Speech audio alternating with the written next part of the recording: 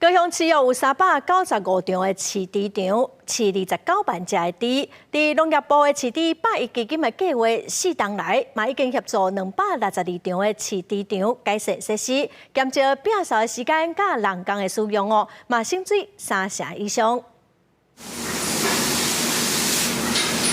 将水管提起来，开始钻地下下面的地势。这4年来，猪农陆续将地下拢改造成这款高层式的地下，互伊伫咧管顾方面是省时省工阁省水。以前伊家己一个人摒地下要1点钟以上，即摆水管有咧4家钻咧10分钟就会当解决。重点就是因为产疗第一水源无啊，你这省这3成的水你伫污水这方面水量会当减起来对这个污水的处理、水质方面帮助足大。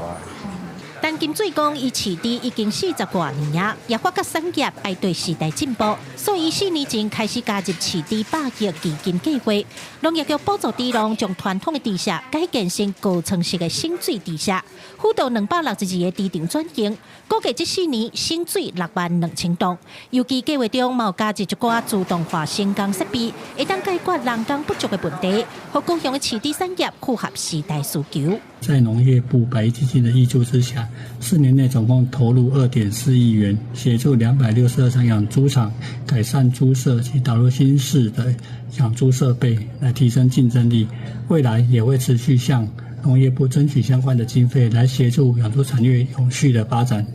中央饲猪100亿基金计划已经结束，农民讲虽望政府补助一半，但是对因来讲，经甲头的重担已经减一半。农业局表示，未来会继续争取经费，辅导饲猪产业提升竞争力。记者柯家族、邱朝阳高雄采访报道。